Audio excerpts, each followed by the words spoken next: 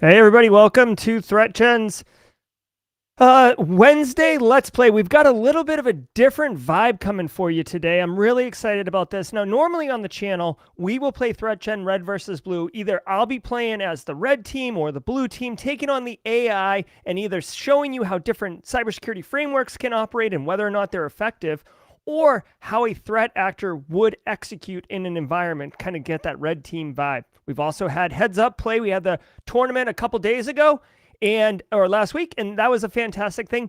But did you know ThreatGEN Red versus Blue can excel at also supporting and facilitating incident response tabletop exercises? In this video, in the next 45 minutes to an hour, we are not only going to be breaking down what is a tabletop exercise, what are the pros and cons of it, how would you actually execute one in your environment, and then we're going to go into the ThreatGEN Red versus Blue platform, and we're going to walk through an actual tabletop exercise. And you in chat, we're hoping that you can join us on the experience. We're going to be asking you questions, polling the audience, making decisions in the tabletop exercise based on the community's feedback and response. I'll be explaining the decision-making process and how you can really help not just reduce risk for your organization, but ensure your ability to be resilient, especially when you're dealing with a real incident. All that is coming up next.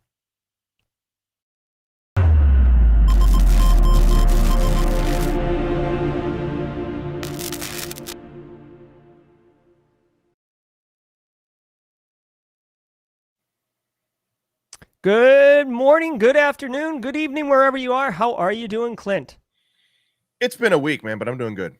Oh, that's fantastic. So in the intro, I talked about how we're going to be jumping into the ThreatGEN Red versus Blue. But before we get into the actual gameplay, I'd love to take a few minutes and really discuss why you would do a tabletop and what the value of a tabletop exercise is. So let me just kind of intro it, and then Clint, I'd love to get just a couple thoughts from you on your experience through tabletop exercises. So for those of you who don't know, when you are running an information security program, there is left of boom and there is right of boom. And boom is basically bad stuff happening in your environment. And you can set up all the controls you want and have all the detections you want.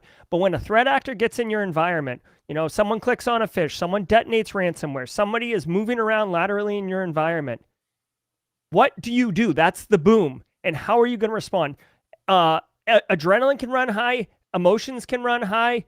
There has to be, kind of peripheral things like communication, coordination. Do you cut the hard line to the internet? Like, who makes that decision? Who the news is calling? Who speaks to them? There's all sorts of these things going on. And by testing it in a controlled setting, you are going to be able to work through some of those kinks, identify those gaps and weaknesses and be able to get into it. I've got a slide coming up where I'm actually going to enumerate pros and cons. But before we get to that slide, Clint, what's your experience with executing tabletops?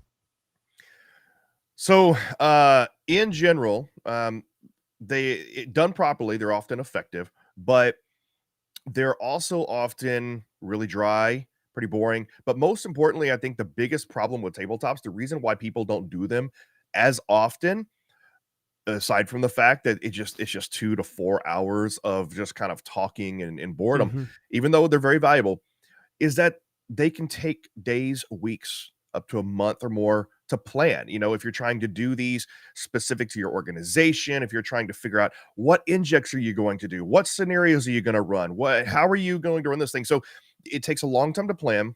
You usually also have to have a very experienced facilitator, someone who knows what they're doing, someone not only who knows what they're doing, but someone who can also keep your participants interested and engaged with a compelling story, with compelling injects, somebody who can kind of roll with the punches and improvisationally or impromptu improvisation. I forget which is which. Anyway, but you have to have someone almost like a dungeon master. If you ever played D&D or a role-playing game where you have a game master, you have to be able to anticipate whenever your participants, your players, are going to make an unexpected move, make an unexpected change, and you have to have a contingency for that. So it requires experience not only in cybersecurity, incident response, tabletop exercises, but an experienced storyteller and facilitator. So you have all of those things.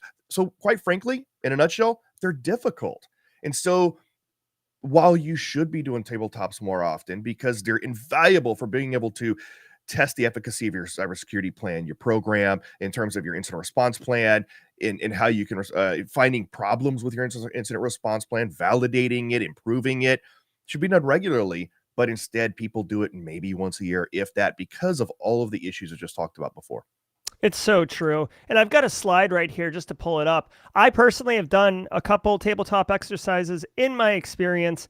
I have found them, even with one that's really well planned and really well executed, I have seen numerous problems. Like, it's an all-day affair and the business really just didn't get any value. So let me focus on the cons first, right? So it's a simulated event. So it's very, the stakes aren't as high. Like, when ransomware is really executing in your environment and you're making that hard call on what to do, there's emotion and energy, and you really can't simulate that, right? So that's one thing. Also, as you mentioned, Clint, you have to have a senior person who really crafts a good story and can kind of adapt into in the situation and make it interesting and realistic at the same time. And if that's not done well, you don't get buy-in. Another thing that isn't listed here as a con that I have seen is, unfortunately, management typically is there, but they're on their phone, they're not engaged, it's not interesting. And basically, the value of having them understand that they will need to make decisions based on, gapped information, that does not really resonate if not done properly. And this is part of the reason I really like the ThreatGEN Red versus Blue platform for this opportunity, is because typically it's not that they don't care, it's that it's not interesting. And what's on their phone is interesting, right? But just really quick too, another benefit of why you'd even want to be doing tabletop exercises in your environment, it identifies tribal knowledge gaps and tests your process and knowledge. Guys, I can't tell you, and really, think about it for a second for yourself. A lot of organizations have like one or two people who know everything. The guy's been there 30 years, or the go-getter who's like, oh, I'll do it, I'll always do it, right? So then you've got two people who are critical and a lot of other people who kind of know what's going on, but they don't really know how to execute on it. And those people, you have to assume that maybe Bob's on vacation, or maybe Bob can't be reached. And now you have to, like, Carl's got to do it, and can Carl actually execute? So by doing tabletop exercises, you identify those gaps and kind of those people who are, even though they're really great contributors, are actually kind of nerfing the rest of the team's ability to get skill. Now, because of ThreatGEN's Red versus Blue platform, it has high replay value. You can run different simulations, right? You can run the same simulation and it'll be slightly different, or you can make different decisions, but you can do it with some high level of frequency. Clint just mentioned tabletop exercises are typically an annual activity, and it's oftentimes because of compliance or because your insurance company requires you to do it in order to get those rates. So you're not really getting that value, but by having something like this that you can replay often, you are able to say, okay, you know what, Bob, you're not allowed to speak this entire time. Let's just let the junior analysts speak and see what their decision-making process would look like. And again, as I mentioned in the intro, that's what we're going to be doing today with the ThreatGEN Red versus Blue platform together as we step through it. I'm going to be looking at you, chat. So you get ready to be active and get ready to be engaged in chat as we step through the simulator. Clint, you ready to hop into the tabletop exercise, or any final thoughts before we dig in? I think number one, by the way, I got my tournament shirt on just because I felt that was appropriate. Number two, I think this is quite possibly the first time anyone's ever attempted a live tabletop exercise with a community of, 40 plus people and just letting it run. Yeah. Well, that's what we do here. That's how we roll. We're pioneering here. We're breaking barriers. I will also mention that there's a couple of things that happen during a tabletop that you have to make sure that you're also doing. So I guess what I'm trying to say is if you end up getting red versus blue and using it for this tabletop exercise, that's cool. But be mindful that you need to do kind of, you have to have a note taker. You have to have like a lessons learned hot wash meeting after the fact happens so you can capture those lessons learned and get processes like if you've identified gaps and stuff, get those filled. However, the ThreatGEN platform will sort of make your note taking easier, or you're retrospectively kind of looking at it and going, what did we do? Because there is a downloadable report. Excellent point. Excellent point. Yeah, there's huge value here. All right, so let's get into it. So I'm going to go ahead and launch IR Tabletop. Now, I mentioned this on the Simply Cyber stream this morning. This is a module that is not, you have to get it unlocked, right? So Clint, can we just for a hot second talk about this? Because some people own the ThreatGEN Red versus Blue game, or they have an account into the professional platform, but they may not see this button. Yeah, that's because the tabletop platform edition or module is a separate paid module that you can only get if you are part of a business or an organization. If you are an individual and you want to experience some scenarios and things like that, we do have some challenge and scenarios things coming out for our pro users. But the full tabletop experience, where we keep up to date regularly, quarterly, monthly, of all the recent threats that are out there and that updated, that is for businesses only. And that's a separate module that you have to purchase. Yeah. So tabletop exercises, typically you don't grab a Coke or a Code Red Mountain Dew on a Saturday night and just run through a tabletop by yourself, right? Well, okay, maybe Clint does, but it is very much to benefit a business and to strengthen a cybersecurity program for an organization. So let's jump into IR Tabletop. We're going to go ahead and pick Pipeline. I'm choosing Pipeline just because it's a medium-sized one, so I think it applies to the biggest user group since we're just generally picking. But obviously, if you're a smaller business, you may select smaller map, or if you're a large business, you may select a larger business. Notice those experienced players that we've reordered them, so the smallest is on the top. Yep, now they're actually in size. So jumping right in here, immediately you can see there are some custom scenarios, right? So if you want to say, like, and this is pretty common too, right? So a dungeon master, if you want to call them, your tabletop facilitator, they would have to think through and then articulate this scenario.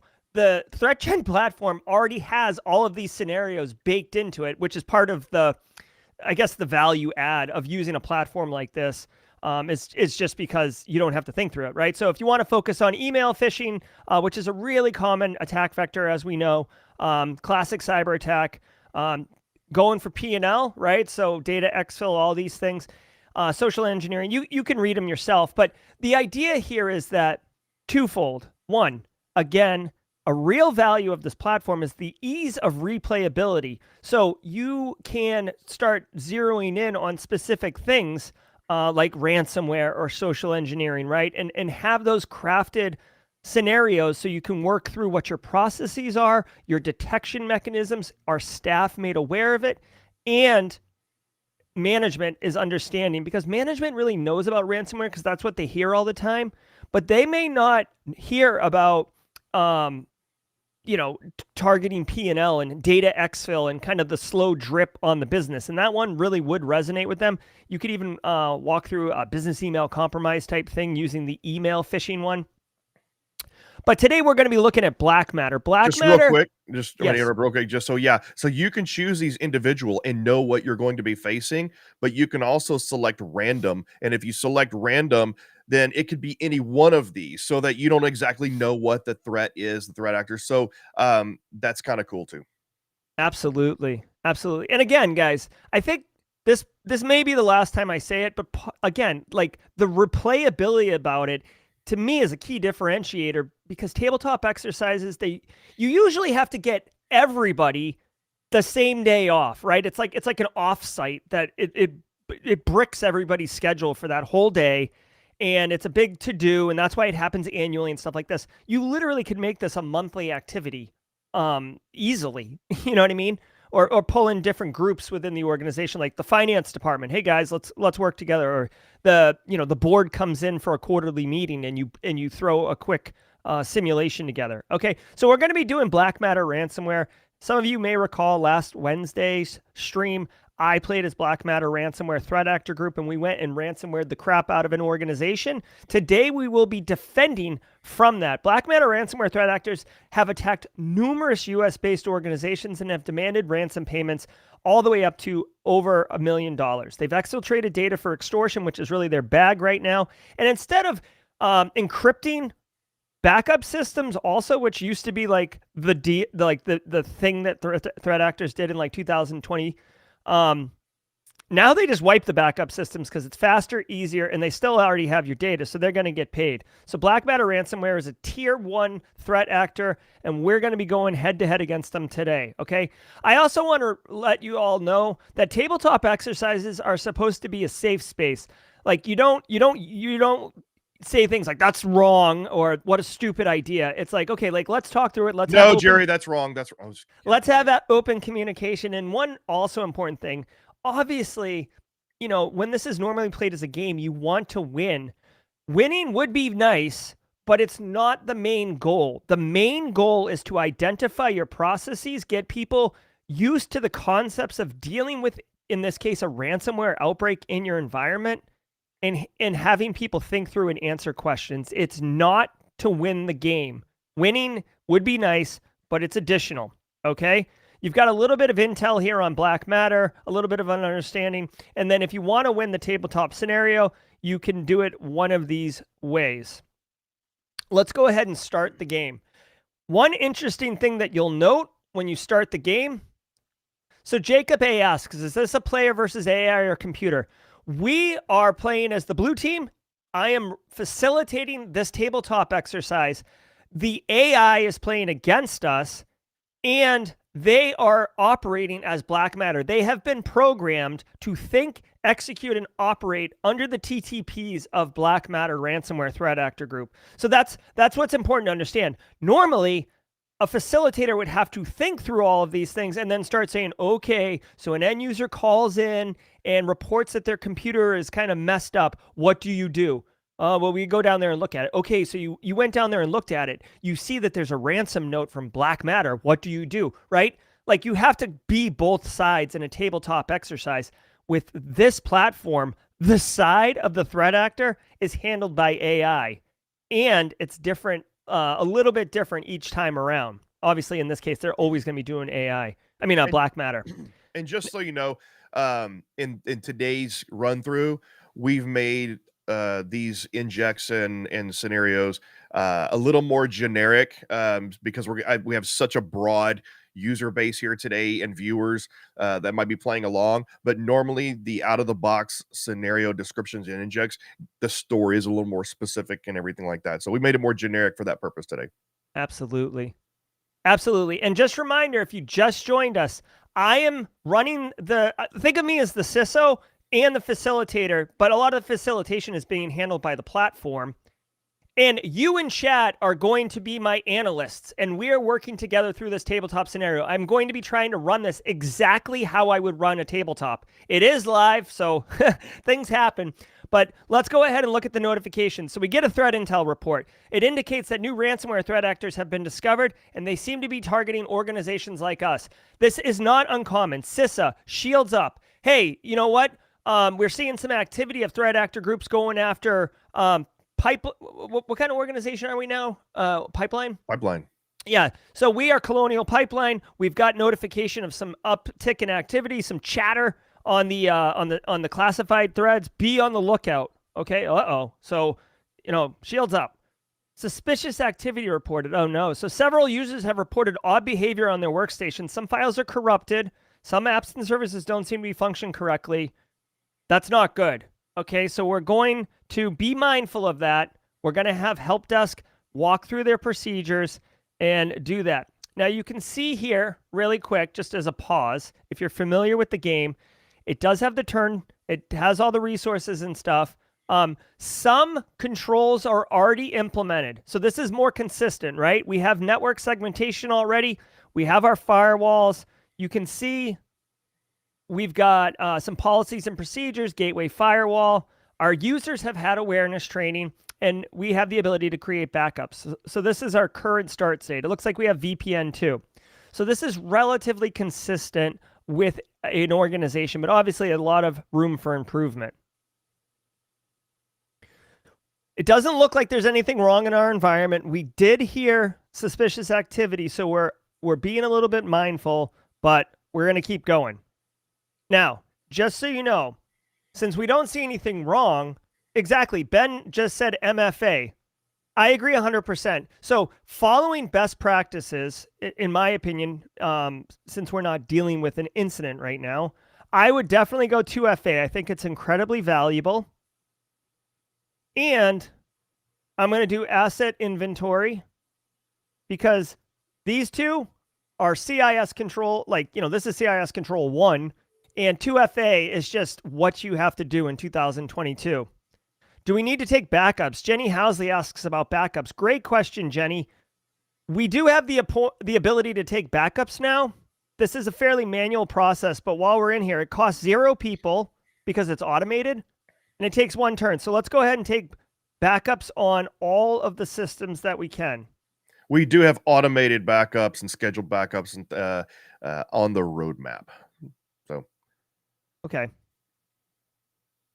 So I'm going to just, I'm go ahead and take in backups. You can see we've got our VPN up here. Restore points. Got those critical. And by the way, guys, it's Wednesday morning. We're just coming into work. It's not uncommon to get a threat intel report, okay? It's not uncommon. So, all right, we're on the lookout. We've got our regular backups going. No big deal. 2FA, asset inventory. We're good to go. So we are just, making our regular decisions, doing our thing. I'm going to go ahead and look one more time at what we have. You can see we have the opportunity to skill up our staff a little bit. So this is good. Harden our IDP. One thing that Jerry, one thing you're doing that is important in tabletop exercises is that no matter what type of tabletop exercise platform you're using, especially one that's more automated like ThreatGEN and there's other, like even whether you're using PowerPoint slides or whatever, you don't want to look at what you can do don't play the game. Don't look and see, well, okay, what can we do specifically? It's best to have dialogue, discuss it amongst your team as you would naturally, organically in an incident or through the normal course of doing your cybersecurity program, and then make decisions. Whatever decisions you come up with, use that then to put those decisions into the simulation. Let the simulation facilitate your decision-making process and your dialogue. Exactly. And I should have noted this before. We didn't do it, but even with this, before we even get into the map, before we even get into the tabletop exercise, threat intel report comes out, says that threat actors are targeting organizations like ours. Question, right? Let's just say the CEO's there. Let's just say members of the board are there, right? Or the CIO. We'll pretend we're in an organization where I am the CISO. I report to the CIO, who reports to the CEO. I, as the CISO, have got a threat intel report that organizations like ours are being targeted. Question, management, is this something that you would want to know about? I could tell the CIO in a weekly roll-up if it's increased activity. Is this something that you'd want to know about, right? I mean, that's a fair question, and it's challenging what the current status quo is for your environment. Because normally, I would just brief you at our weekly meeting. Hey, there's an uptick in activity. I'm not saying the sky's falling, but I am saying that there's an activity. And maybe they say yes, maybe they say no. That's organization specific. Now, here's another thing. Suspicious activity reported, odd behavior. How do we know about this? Are the calls coming into help desk? Help desk, hopefully help desk person's there. If people were reporting that files are corrupted all over the place and apps and services don't seem to be working, would you tell the InfoSec team? This isn't necessarily guaranteed. It is totally reasonable for IT help desk to just reboot the device, maybe send some people down, no big deal. So that becomes another discussion point. Do you see how these things can take 4 to 6 hours? Because before I even get into it, we're talking about process. And again, and we're down to about 2 minutes here. And the reason you have a timer here is so that you do have a sense of urgency. So do you have some pressure on you. But and again, in a standard where we're not trying to do this live streaming, the dialogues would be more specific like that. They would actually say this call came from help desk. These are the specific workstations that are affected, etc. Okay. So we're going to end the turn because, we're just maintaining, right? So Jenny Housley. Now, guys, another thing, Jenny mentioned backups. We took backups, right? So we took our backups. These are all backed up now. But it's important to note 2 things. One, this historian, the backup I just took is from October 5th, 2022. So if it's October 30th, 2022, and I restore from a backup, we've just lost 25 days worth of data. Is that okay? You tell me. I don't think so. So are we supposed to take up backups every day? Here, I'll take another backup because we're supposed to do backups daily on this thing. This is an important asset. Okay.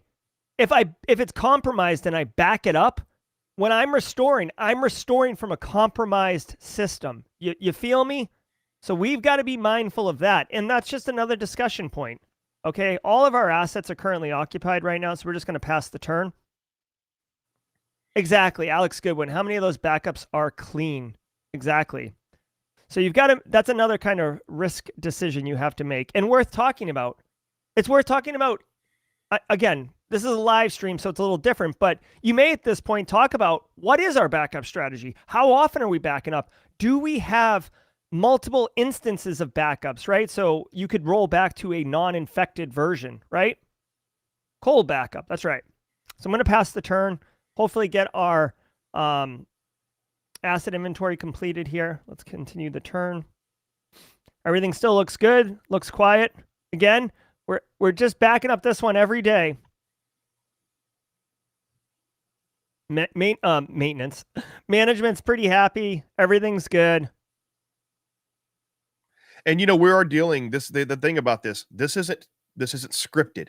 This isn't one of those things to where everything's going to happen exactly like the same time. That's one of the we have an active adaptive adversary. So you can play the same scenario over and over again and things will happen differently, slightly different depending on the actions and things you take. So it's kind of like, okay, you got some suspicious user reports, now you're kind of maintaining, you're looking for it. We're not really looking for anything yet, but you never know like if and when it's going to strike and where. Exactly. And you could begin to, everything's quiet, eerily quiet. So do we have the ability to detect these things? Are staff aware? You could ask, like just as an example, okay, so things are kind of quiet. Users are calling in to report problems, could be related to a phishing. Organization, what is the process and does everybody know it around reporting phishing emails? Do you have a process? What is the process? Does everybody know the process? It's just another good opportunity to be asking questions and working through it. Again, the tabletop exercise, the entire, function of it is to identify gaps in your program procedurally and knowledge base. I'm going to pass the turn here. Yeah, and another thing that's really important to remember is before you pass your turn is that the simulation here, all the things that Jerry is discussing, this simulation is not going to handle all of those details and answer all those questions for you. This is a framework that's going to facilitate the environment and the storyline and enough of the details to where you have to fill in those gaps yourself. Because if it gave you all of the answers, then you can't tailor it to your organization and discuss it according to your organization. Yeah, exactly. And to Clint's point, when we said at the beginning of the show, the way tabletops are normally done, you need a senior practitioner who creates the whole thing and then facilitates the whole thing because they have the background and experience to be able to make it interesting and pivot around. The tabletop thing does that, but it doesn't mean that you wouldn't give an executive this and say, here's a tabletop exercise, go with it. It just allows people who are, 1 or 2 years in the field or don't have as much experience as a 25-year veteran to be able to facilitate and run tabletops and run them repeat it like regularly, right? You could do it monthly, which is really unheard of. All right, so I'm going to go ahead and pass the turn. Doing our backups on the PCS historian. Okay, so now looks like we have an issue. Our remote, so we implemented two-factor auth, which is great. We have remote access defense, so we've hardened our RDP, I guess. And now we have a ransomware. So a user has reported that many of their files are locked and a strange message has popped up demanding ransom. The malware continues to spread across your different segments until you can contain the spread, remediate the threat. So let's look at this. All right, so it's an end user. Okay, so it's Glenn. All right. It's probably sales, probably whatever. Now, here is a real opportunity. You pause it and say, hey, listen, we have an end user who has ransomware on their box. Their machine doesn't work anymore, but it's just one end user. This is a real question. Do you want, like CIO, do you want to know about this? Or the executives, do you want to know about this, right? At this point, do you want to know about it? Secondly, it is just an end user. So, chat, do we want to pay the ransom? Real question. Who wants to pay the ransom? Show of hands. Real question. Oh, and we could say, maybe it depends on what the ransom is. So, interesting. Okay, so now we need to know how much the ransom is. Let's say the ransom is $40,000. Yeah, that's not a detail that we put in the game here yet. But I think that it would be something interesting to do would be to, when that ransom pops up, it says this is the ransom amount, but we haven't done that here. Exactly. But it's a decision point, and you understand how, again, the game is a framework to facilitate conversations and not allow the participants to focus on how things are done here instead of how to execute a tabletop discussion, right? Or, like the scenario piece of it. So Glenn's machine. All right, so it looks like most people aren't going to pay the ransom. Adrival Ruiz asks a wonderful question. What's on Glenn's machine? Right? Is Glenn a CEO? Is he the secret sauce engineer who's got all, the Twitter source code? Good question. Frank Cumberland, never pay. Okay? So these are the conversations that you want to have and work through and discuss. You might find two executives who have wildly different opinions. Somebody also mentioned restoring Glenn from the last backup. But because Glenn is a remote user, was Glenn involved? Was Glenn's machine connected when we did the backups? It's quite possible we don't have backups for Glenn. So what we're going to do is we have to decide whether or not to activate IR. We do have a ransomware incident. We are going to activate IR, okay? We got to deal with this thing. But just so you know, because activating IR takes one turn, we are going to continue to, we have enough resources to activate IR and continue to accomplish our mission. So because Glenn is a heightened risk, what I'm going to do is I'm going to do I'm going to install a SIM, which takes one turn, so it'll resolve, right? I'm going to install a SIM because we're obviously having issues in our environment, so we need to see what's up, right? Oh, Frank Cumberland's been around the block once or twice. Everything of value should be on a network storage, and Glenn just gets re-imaged and back to work. Yes. So I'm going to install the SIM, okay?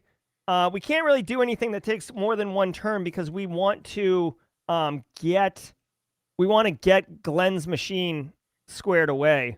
We can implement strong Wi-Fi. Okay. Let's implement strong Wi-Fi. Again, this is just to do something while we're waiting. And let's deploy USB security on Glenn. Now remember, we're fighting Black Matter ransomware group, right?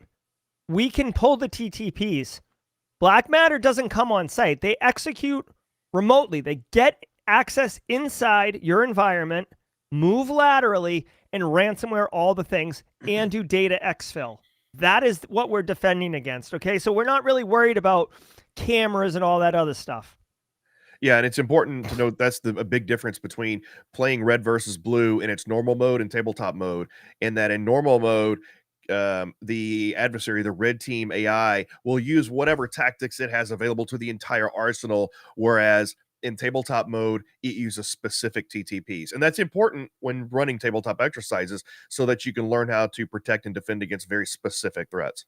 Yes, exactly. Especially if you get that threat intel report that says there's an uptick in activity in your industry. Casual Joseph asks if there is opportunity in the future or on the roadmap, Clint, to make more customized environments so it simulates your organization's environment. Yeah, so I'll answer that in two quick ways. Number one, before that happens, we are in the process of creating a much more diverse set of network maps so that you can choose one that more accurately represents what you have. And then the answer to your second question is yes, we're absolutely creating the ability to where you can customize it. So that you can have something more specific to your organization. But I will caution you, the reason why we keep it at a certain level of generic network maps, and we want to be similar to your network map, but not provide so much specificity in the details, is because one thing that we found with tabletop exercises, no matter what you're using to do it with, is that the more specificity, the more fidelity that you include in your tabletop exercises, the more room you open up for argument. If you try to get too specific, then you always have the individuals that are going to say, well, you're that specific here, but you're not here. So you're not comparing apples to oranges. That wouldn't happen in our environment. It in order to practice and test the efficacy of a procedural program like an incident response program, incident response plans, you have to focus at a higher level. You have to stay strategic and you have to focus on those level of things. If you start focusing and diving too much down into the details, then you're gonna get way down the point of a tabletop exercise. Details is for a more functional exercise where you're actually throwing out real injection, real packets when you're getting your real technical team involved. That's not the purpose of a tabletop exercise. We got our actions here. Another great point worth discussing is if we're going to activate IR and go about it, in the game we're going to do what we're going to do. But you may ask the question, hey, IT help desk or hi infosec SecOps team, if a end user's machine was ransomwared, what would be the process? What would be the SOP if we're going to decide, okay, it's not a big deal. We don't need to pay the ransom. We don't need to notify management. We're just going to take care of it. What does taking care of it look like? Frank says, reimage the machine, get Glenn back out in the field. I agree 100%. But do you have the ability to reimage Glenn's machine? Where's Glenn's machine? Does Glenn have to mail it somewhere? Where does he mail it? How long do we mail a replacement machine to Glenn? Right? These procedural things, these details is the point. It's simple to say reimage and send it. It's hard to do reimage and send him on his way if Glenn is in Indonesia or Glenn had, whatever, some special application on it. So you can't just reimage it or send him to Best Buy and pick up a new machine. Okay, so these are the questions you have to ask. Let's go ahead. We're excuse me, we're activating IR. All right, blue team, it's our turn.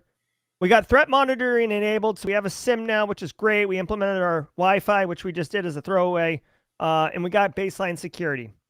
Again, we're not expecting black matter to show up and jump on the wireless, but I like resource. Holy crap! So we are in IR, and we have another end user who's reporting ransomware. You can see right here, this machine is also compromised.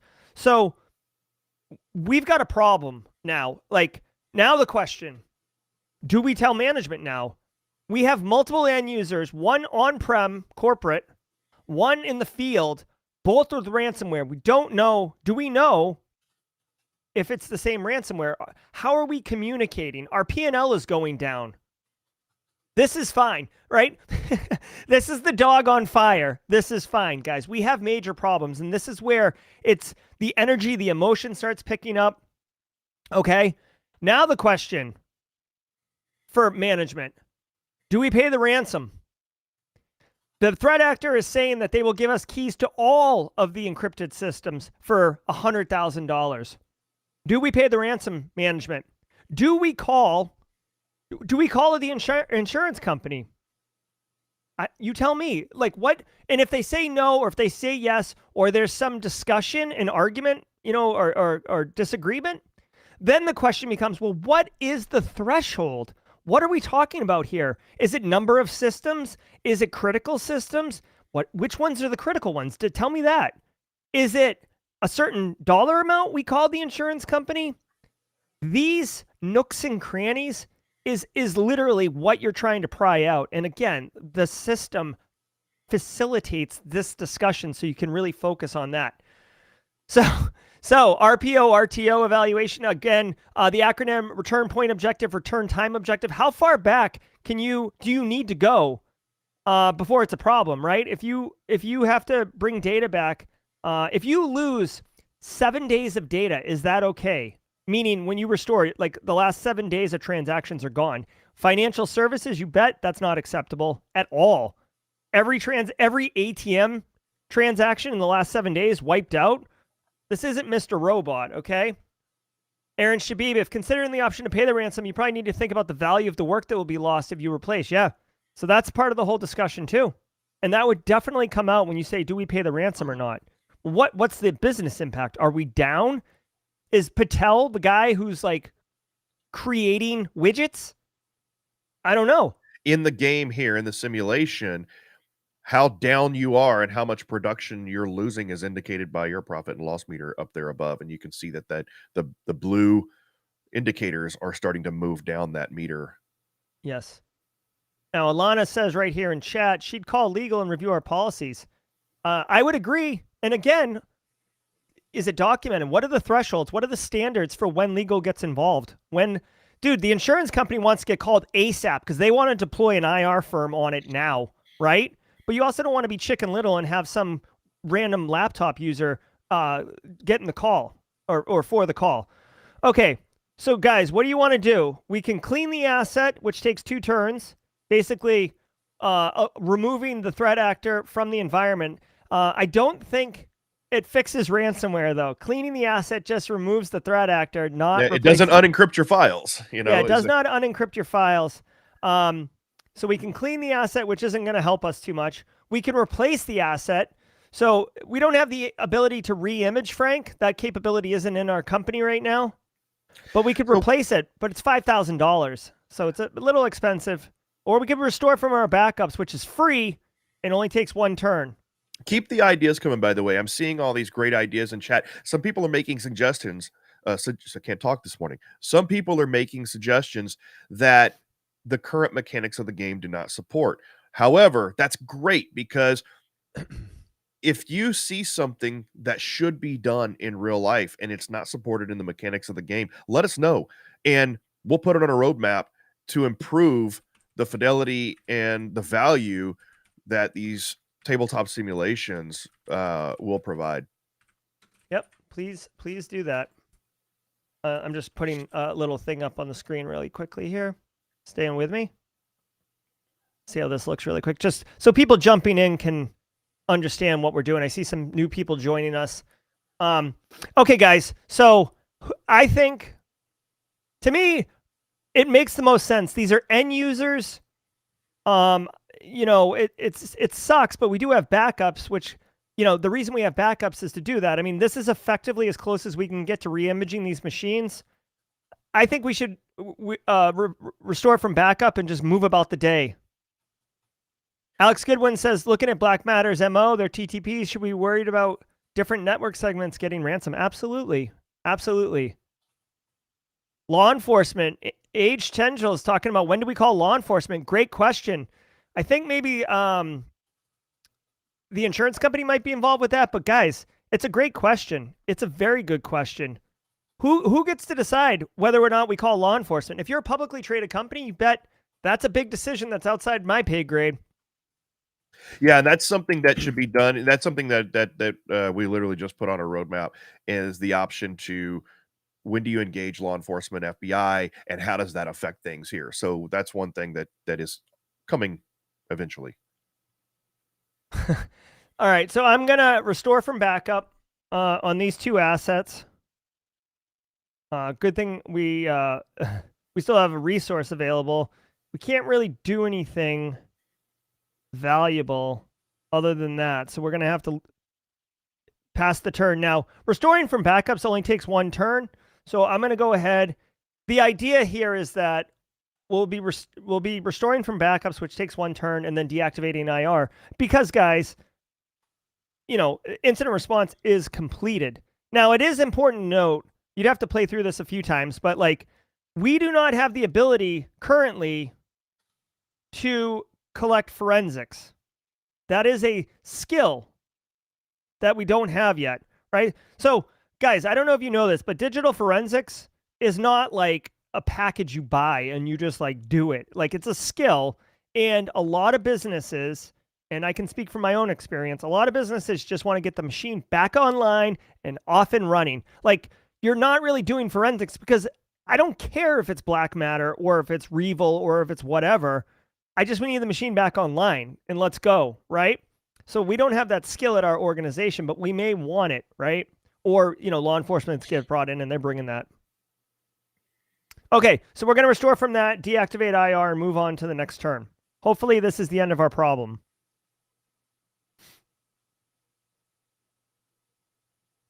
Okay. Look at that. We're clean. Everything's good. Everything's good. Now, here's another question, just as an injection, because we're playing along as if this is a this is a tabletop live, but we're doing it. So you might say, okay, we just dealt with a ransomware incident. What kind of post-incident thing should we be doing, right? Should we send out an email to management saying, hey, there was an incident and, you know, it's all cleared up now? Should we do nothing? Should we, like, increase our activity around monitoring? Like, you know what I mean? Like, should this cause anything, or is it just back to work, get back to work, do what you normally do, right? And it's a real question, because it does take time and energy and effort to do anything else. But since we're back to normal, it didn't seem like a big deal. I'm going to go ahead and I want to do vulnerability mapping. And in order to do that, I have to do some safe testing methods. We're going to do that. And chat, anybody, we're just kind of operating. I am open to feedback.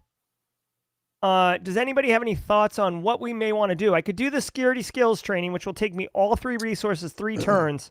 But I will be able to get in threat hunting, which allows me to look on devices for infection. Go ahead. So real quick, somebody just mentioned, you know, definitely find out how they got in and then inform end users. So, in the simulation here, in these tabletops, the way that you analyze, you know, in initial attack vector and these sort of things is at the end of the tabletop. You could look through the red team's logs and you can see how they got in, see how they did everything.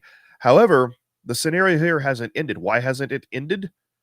Well, if you would have completely, there's a hint for you here, in that if you would have completely cleaned everything off as part of the win conditions here and winning this scenario, is that you have to completely not only find the threat, and you have to completely eradicate the threat. So the fact that the scenario isn't won here means that there's still something wrong. Yeah.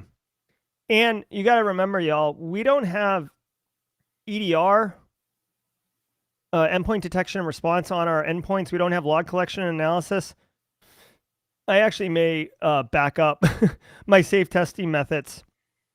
Actually, no, because I definitely want to get in there and do a vulnerability assessment. But we need to start dropping EDR. Now, I'll just tell you this. As the CISO, I want to put EDR on Glenn's machine and Patel's machine, right? Those 2 machines were compromised. They have a higher likelihood of issue, right? So let's get some visibility onto those boxes and see what's happening. Go ahead and pass the turn. hopefully at this point, you've already had like numerous good conversations with the stakeholders at the meeting. We got our endpoint detection installed, but it looks like we have another compromised asset detected in our environment. It's Glenn and Patel again. So you could see, okay, like we are beginning to focus our effort on those two end users. Now, we restored from backups, guys, and these two end users are there. What does that tell us about these two systems? That would be a question as the CISO I would ask. And I would also say, Clint, you have 25 years of experience. You're not allowed to speak. You know, Casually Joseph, you know, and I'm just making this up, Casually Joseph, so it may not be true, but like Casually Joseph, you have 2 years of professional experience. So you have less experience than Clint. I want to hear what you think this means. Do you see what I'm saying?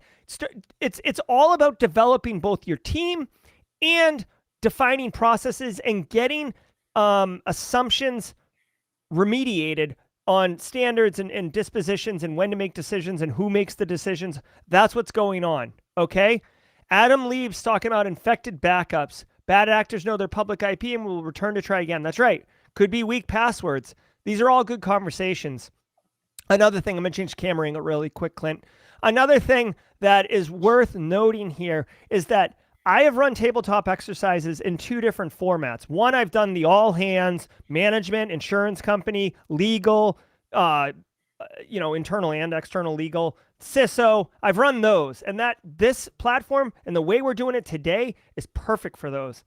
But I've also run tabletops internal to the information security office where the CISO leads it and can ask those really detailed questions about knowledge gaps and specifics, and also mentor the staff on understanding what this looks like. Because guys, another value of a tabletop exercise is being able to experience a bad situation without any of the real life impact of that bad situation from happening.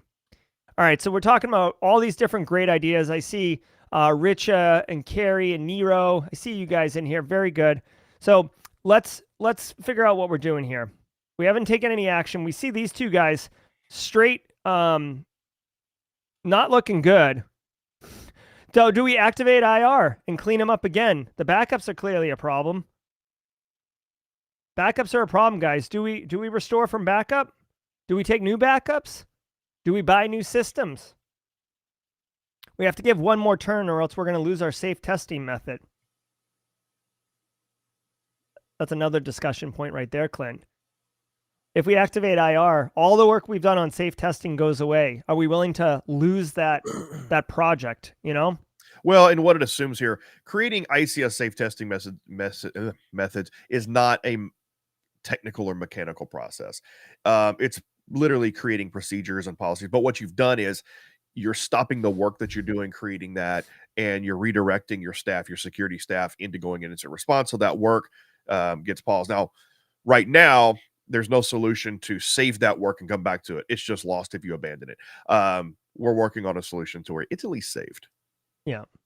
So since I have 2 resources, I can do things that take 1 turn each. I'm going to go ahead and put log collection analysis on the PCS firewall, since these are my high value targets, and on my gateway firewall, my main firewall. Remember, Black Matter works remotely. I know they've got these 2 guys, but we don't want them walking through the front door. So we want some visibility on that. And then we're going to activate IR because this is going to resolve. So this is our queue. Okay, guys? Hopefully everybody's good with this. DMZ firewall over the PCS firewall. Yeah, you know what? I can get on board with that. See, this is a great conversation. Casually Joseph just brought it up. Why did I make the decision to do the PCS firewall?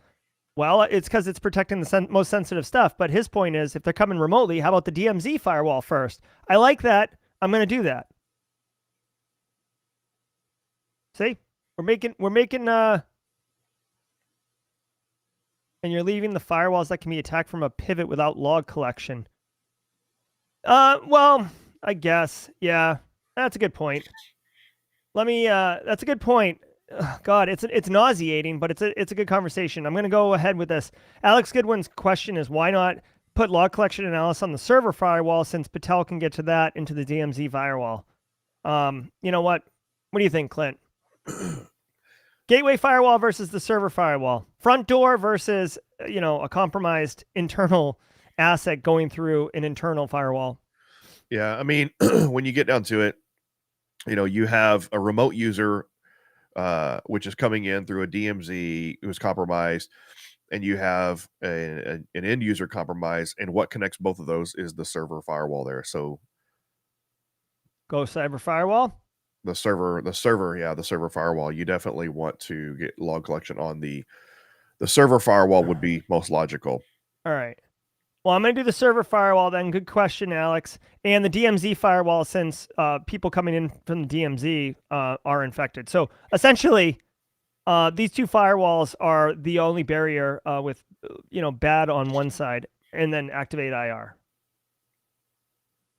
Does this matter what order it's in here? I'm going to just do it this way. Okay, let's end the turn. Great discussion, by the way, guys. We are doing great tabletop exercises here. I love it. Oh, Jesus. We got a ransomware infection. Users reporting an infection. We're in IR, which is good. Oh, no. Oh, no. Our file server is infected. Our P&L is going down. I'm just going to go throw up in a trash can. Okay, it looks like because we put log analytics here, good call, Alex Goodwin, good call, Clint. We can detect malware here. Guys, real quick, just as a meta topic really quickly, I hope you notice that I told this at the beginning. One of the things I have seen from those all-hands tabletop exercises that totally sucks is that management disengages and starts screwing around on their phone instead of paying attention to what's going on. I hope you can feel that because the game changes every turn and there's things going on, that it's not just me saying, oh, the file server's ransomware, now what do? You see it, you feel it, there's a sense of anxiety, energy. This is going to engage management and leadership and make them present. I can't tell you how valuable that is, having them be present. Okay, so now I'm wiping the vomit off of my face because this is really worst case scenario for me, okay? We've got a ransomware incident. The ransomware note says your file server is encrypted and we're black matter, so feel that. Here's a Telegram post. We're going to be doing whatever. We don't have a ransomware letter, but you can easily Google one from black matter and have it right there. So now we have to have the real discussion. Again, now do we call law enforcement, insurance? Maybe we already did. What's the number here? What's our number where we will pay this ransom without thinking twice? And what's the number where we absolutely won't pay? And if we're going to pay, let's just say that management's like any price is the right price. $100,000, $1 million, we don't care. We're going to pay it. The next question you're going to say is, how do you pay it? They want Bitcoin. Do we have Bitcoin? Do we have a hardware wallet? I can go get us a wallet, but how are you going to give me money? Like, I work as the CFO. How are you going to give me money that I can convert to Bitcoin to pay this ransom? And who's having the conversation with the threat actor on how to get them the money? That's a real discussion, guys. You can't just put the ransomware threat actor as a vendor in your ERP system and issue them a payment. It doesn't work that way. It takes time. Also, at this point, you might say, how long can we go down with the file server not up? Okay? So we are in IR right now. Our file server is hosed. So this is definitely, in my opinion, we have a ransomware file server. Our server firewall is compromised. We have an end user on our infrastructure compromised, and we have a remote user compromised. To me, the priority is the file server because it's ransomware and it has all the network shares. Business is impacted, right? We could restore from a backup. We did have backups, guys. I feel like restoring from backups is a good idea since we had a backup. I want to point out that we took a backup on turn 1. It's turn 8, 7 days later. So any file updates and stuff that have been made are gone. So feel that. Next, can we do forensics? Nope. Patel, we can gather forensics on this one. So let's gather forensics. Right? Gather forensics. And this would be a question. Are we going to gather forensics? Are we going to replace the asset? Here. I feel like our firewall needs to be replaced, right? Do we all agree that yeah, no IR procedures yet? Exactly. Jenny Housley brings up a great point. We don't have IR procedures, but this is a conversation. Like, let's just say that we come to this decision. It takes us 20 minutes. Oh, by the way, if you're doing tabletop exercises, the cool thing is the game actually has a timer that counts down. But if you're doing it without a timer, or if you're like pausing it so you can have conversations, I strongly encourage you time box it. People will just blah, blah, blah, blah. Everybody wants their opinion to be heard. You have to put a time box on and say, listen, we'll discuss this for 10 minutes and that's it, right? And so get your best point out first. Also, when you come up with these actions, replace the asset, like you could talk through, do we have a process? Who's replacing the server firewall? Who is doing that? Is Chris the guy who's in charge of firewalls? Chris, if I told you today, if I called you right now, Chris, and said, replace the firewall, could you do that right now? Jenny Housley, you're the network engineer. Can we replace the firewall right now? No, we'd have to order a new one. Okay, do we know how to order a new one? No. Okay, well, we can't go to CompT or Best Buy and get one, can we? No, we'd have to go through CDW. Okay, how long does it take to get a firewall from CDW? 3 days. Okay, so do we run this firewall knowing it's compromised for 3 days, or do we take it down and disconnect it from the network and have even more severely impacted business? That's a real question for management and a risk tolerance thing. All right, so let's go ahead. I'm not deactivating IR because we are a hot mess on fire, y'all. We can disconnect the machines from the network. We can. Our P&L has dropped to 75%. Our production has dropped to 75% or below. So if we're making $200 million a year, we're only making $150 million a year right now, people, which still sounds like a ton of money. But if you go tell, if you go tell whoever owns the company that they're losing $50 million, they're not going to like that. Okay, this is an indicator of compromise. Oh God, Glenn got ransomware. You could see our file server is back up, so that's pretty good. All right. You can also at this point introduce injects. Like here's a good one that's a pretty common one.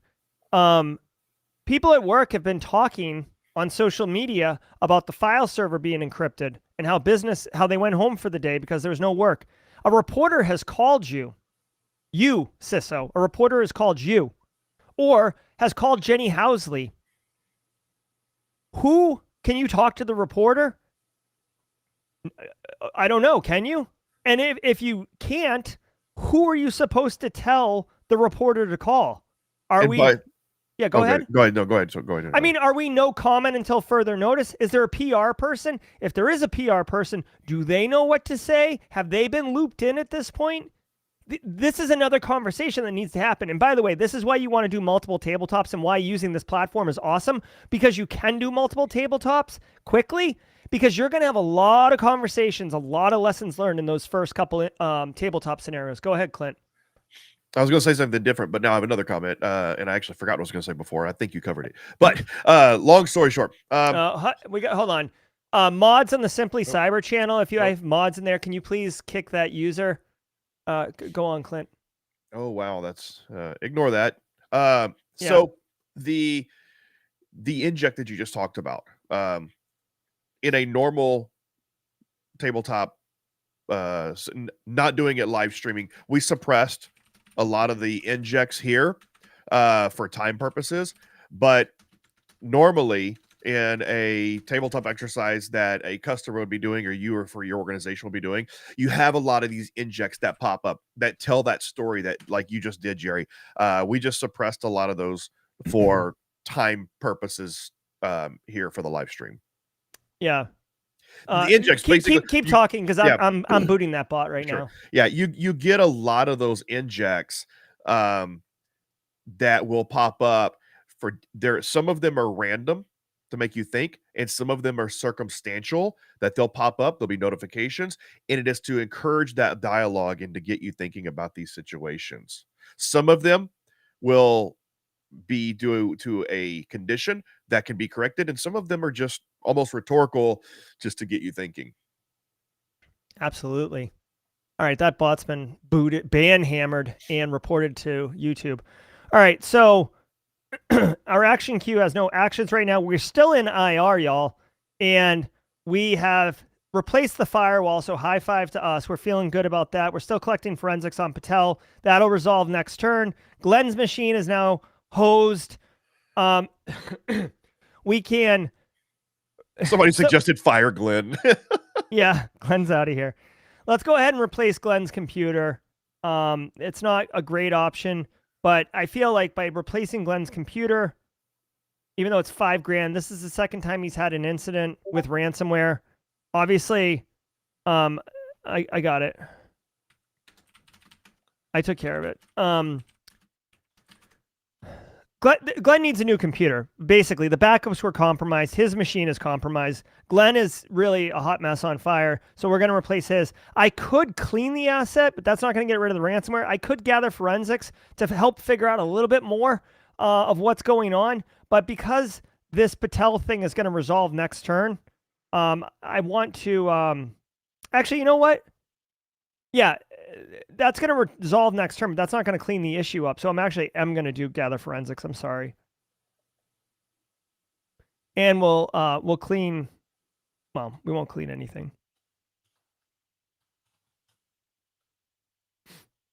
We can't replace the asset because that'll resolve before... Here, maybe we can restore from backup, since it'll just resolve one turn and be able to give Glenn a good working system for a minute, even though we know it's compromised. All right. So Glenn's machine's fixed, but it's sus. Oh my God. So Patel's machine is compromised, so we couldn't get forensics on it. It like literally encrypted our tools that we were using to collect information on it. We're in IR. That's a new TTP. Don't give anybody ideas. All right. So I'm going to go ahead and replace the asset. It's the only thing we can do right now. Obviously, gathering forensics failed. We're also going to replace Glenn's machine. Oh, we can't because it's not actively compromised. Interesting. By the way, guys, I'm going to ask for budget. I feel like this is another point right here. Okay, so I'm going to request budget, but this is an awesome opportunity to have the conversation with management right there talking about budget. Guys, we have X amount of dollars. And you have to, as a CISO, you should definitely do your work before you go to before you do this conversation. But you could say, hey, you know, my budget's $250,000. It's a portion of the CIO's budget. I don't even get my own line item on the budget, which is okay.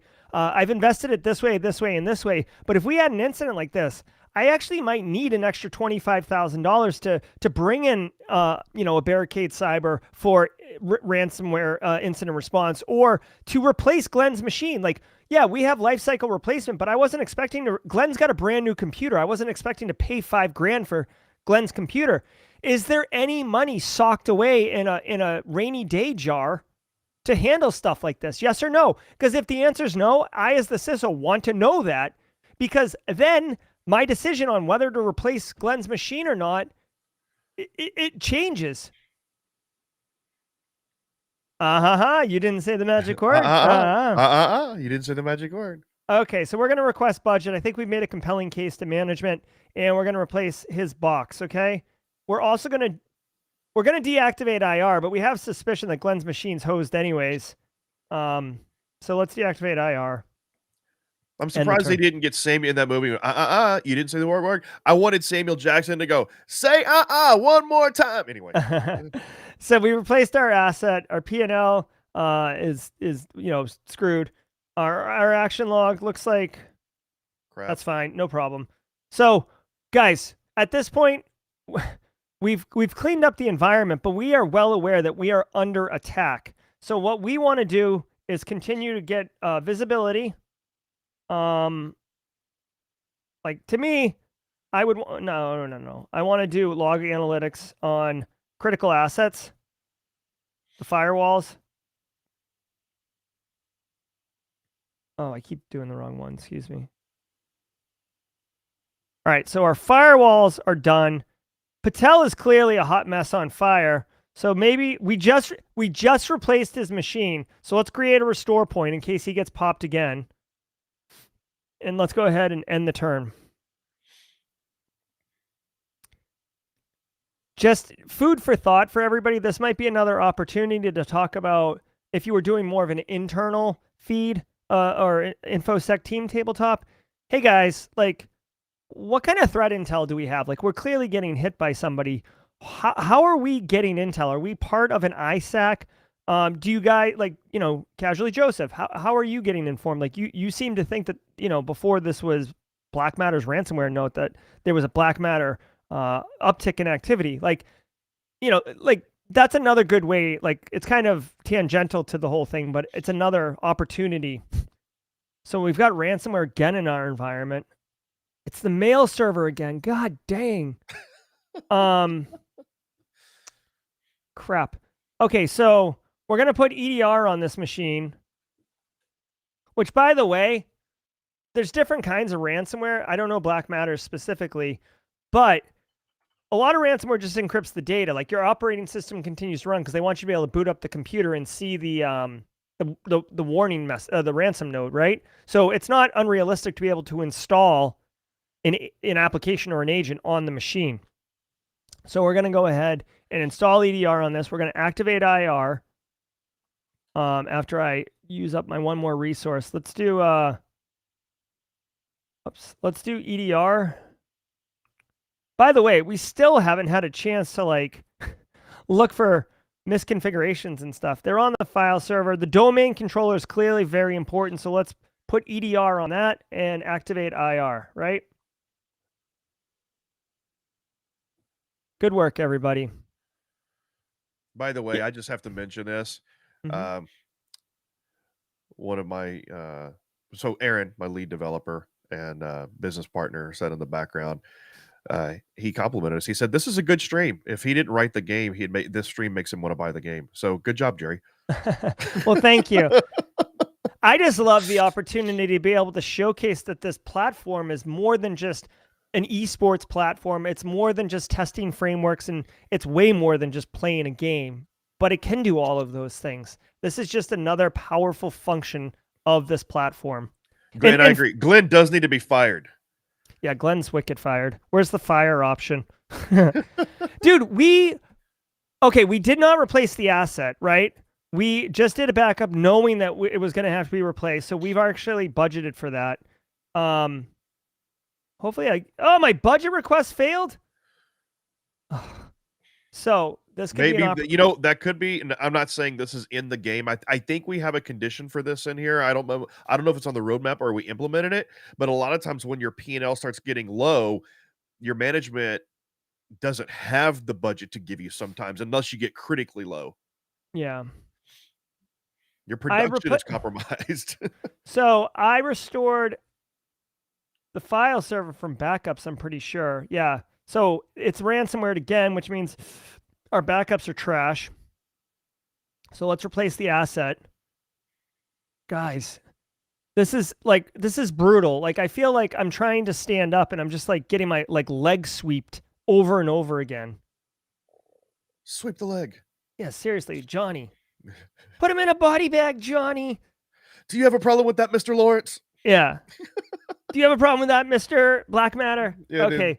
Put him in a body bag.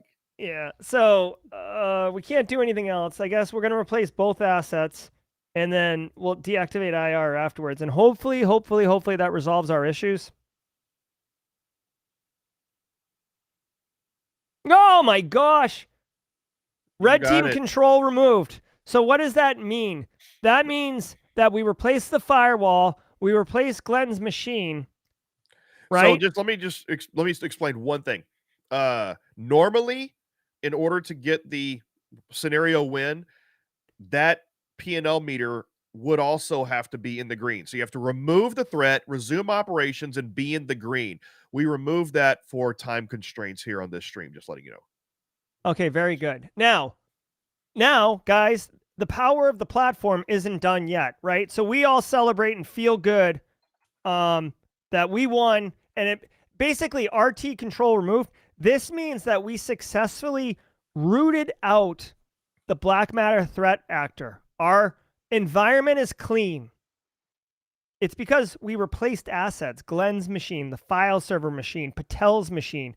We ultimately tried to recover from backups. Our backups were tainted, and we ended up having to replace those assets. That was $15,000 worth of activity to replace those assets, but it ultimately got black matter out. We would have had numerous conversations with our management at this point and with our staff at this point throughout the tabletop exercise, okay? We won, but that's not the point. The point is really to, yeah, we're going to look at that in a second. The point is really to have these discussions, okay? Now, let's take a look. Another really powerful thing is that you wouldn't just say, hey, good work, everybody, high fives, let's get beers. You'd actually say, okay, what did we do today that actually worked or we think we could do better, okay? Retrospective. Now let's look at the red team. Because it's turn-based, right? We can literally go back and say, okay, how did the red team operate? First of all, what did the red team see? They saw the gateway firewall. They saw the server firewall. We had numerous 0 days and bad passwords and stuff, which we never even saw, guys. We never even got to do vulnerability assessment. So we're bricked there too. They saw Patel. We knew about that. They had some other visibility. The file server was here. I don't see that they had the domain controller, so that's good news. Now, with the power of this, we can look at what they did. All right? They host scanned the internet. They found Glenn right off the rip and Isaiah. They looked at the firewall. They spearphished attacks successfully, okay? They got on the file server on turn 1. Okay, so the simulation, they failed the ransomware installation on the file server the first time around. Yeah. And it looks like, just so I guess, Clint, so I'm reading this correctly, my understanding is that the threat actor, the simulation starts with the threat actors already in your environment. That's what this is indicating to me. Yeah. So if you go to the very beginning, everything from turn 1 to turn 6 is everything that happened prior to you starting the scenario. When the numbers start over at 1, that's where your scenario started. Okay, good to know. Good to know. So it starts with the spear phishing already. They're on the file server. This would have been devastating, y'all, if we started the game and we're like, hey, good morning, happy Tuesday, happy Wednesday, grab your coffee, and then they're like, hey, the file server's ransomwared. That would be such a punch in the gut, okay? So Glenn's machine gets ransomwared, just installed, not activated. Okay, they found some vulnerabilities, and then Glenn got popped on turn 2. We addressed that. Continue to try to get ransomware. You could see that they were doing it here. They started installing disruptive malware. By turn 3, we're already hosed. Data's going out the door from the file server, which is why our P&L was getting hit so badly. I won't continue on this because we experienced it from our side. My point is that you can use this log probably for internal to the IT and InfoSec teams only, because I don't think management's really going to want this level of tactical detail. Well, and just so you know, what you can do, and I think your settings are set to CSV, so you won't get much value from downloading the report. Now, you can save the report. Now, I think in your settings, it's set to CSV by default, but we now have the option to save it, and you can't change it from here, unfortunately. Okay. But you have the option to set your default file report format as HTML, and it's much more readable. And that's fantastic. Basically it saves everything out. It saves all the turns, the actions, whether they succeed or fail. It saves all the data from this screen here, so it gives you everything. I like it. Let me just do this really quickly.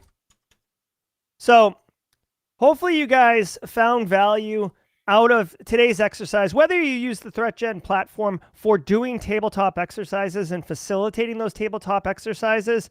That's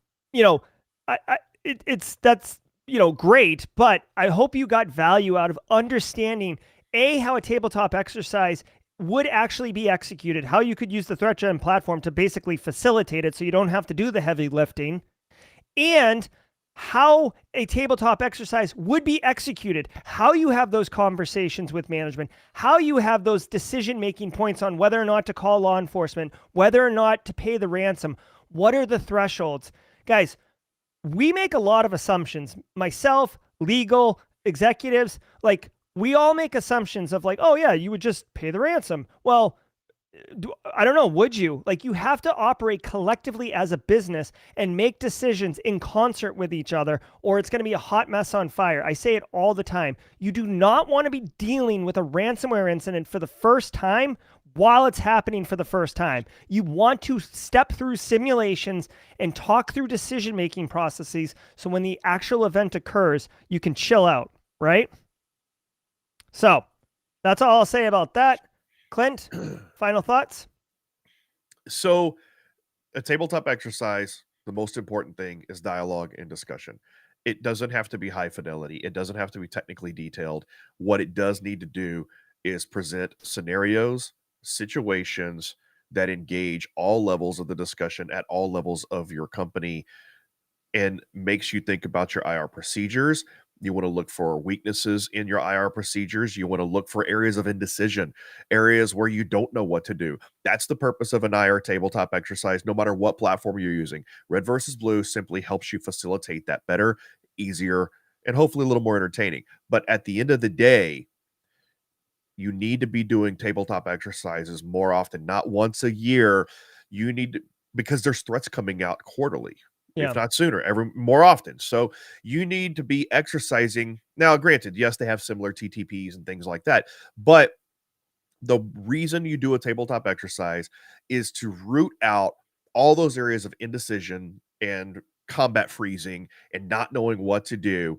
And then once you have that in your plan, you want to exercise it regularly. You basically doing add extra challenges, add extra time restraints, do stress inoculation. So that's what a tabletop exercise is for. And 99% of the people out there are not using tabletop exercises effectively. Exactly, exactly. And again, the for me personally, like as a CISO and as a practitioner, like of course I work for ThreatGEN. So, but aside from that, the power of this is that you can redo it with high regularity, and because it's entertaining, people will want to play it regularly. So it's not just that it can be done quickly and easily. It can be done quickly and easily, and it's engaging. You know, we had a software developer in chat say like, this is pretty cool. Like I'd be into this. We've had multiple people in chat say that they loved this, my first tabletop exercise, etc. So it's a win-win-win. The organization improves, risk is reduced, and it's entertaining. It's not a drag. You're not like, oh my God, is it the 15th of the month? Every 15th we have to do this stupid exercise. It's not that. It's like, oh bro, like, are you going to the tabletop exercise? It was awesome last time. It's going to be fun. Okay, so that's all I'll say about that. I do want to tell chat, listen, if you could do me a huge favor, I'm going to create a poll on LinkedIn on the ThreatGEN channel, okay? Or the ThreatGEN account. So go to LinkedIn, go to ThreatGEN. I'm going to create a poll. I want to know, would you prefer, because we do this every Wednesday, would you prefer more tabletop exercises? We have a whole slew of different simulations that we can walk through. Would you prefer more tabletop? Would you prefer more me as the red, more me as the blue, or more heads up competitive action? We have 4 different kind of ways to play the game right now on stream, Clint. And since we're only doing it once a week, I would love to do more of whatever the community wants to consume. I think there's value in all of them. I think there's entertainment in all of them. There's educational value in all of them. So you let go ahead. Joel says all of the above, you know. And here's the thing, right? You know, I think it would be a good idea to take the proportion of the community. We usually get hundreds of responses on our polls on ThreatGEN. Take the community responses and do them proportionally, right? So like if most people say A, then we'll do A, you know, twice, we'll do A twice a month. Like A, B, A, C, A, D, A, B. Yeah. Yeah, something like up, down, left, right, BA, start. Yeah. By the way, that's an Easter egg in ThreatGEN. The This is Konami true. code, there's an Easter egg in ThreatGEN using the Konami code.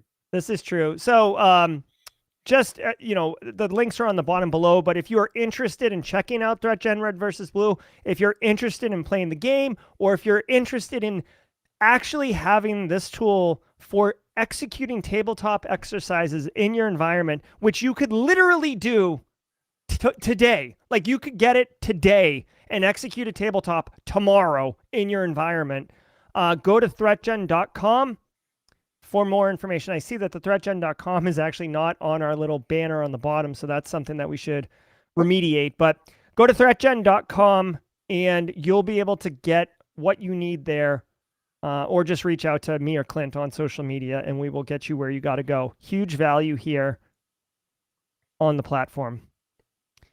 That's going to do it for us today. I'm Gerald Auger. He's Clint Bodungen. This has been ThreatGEN Incident Response Tabletop in a Box. Thanks, everybody. Stay tuned for next Wednesday's live stream. Thanks, everybody. Take care.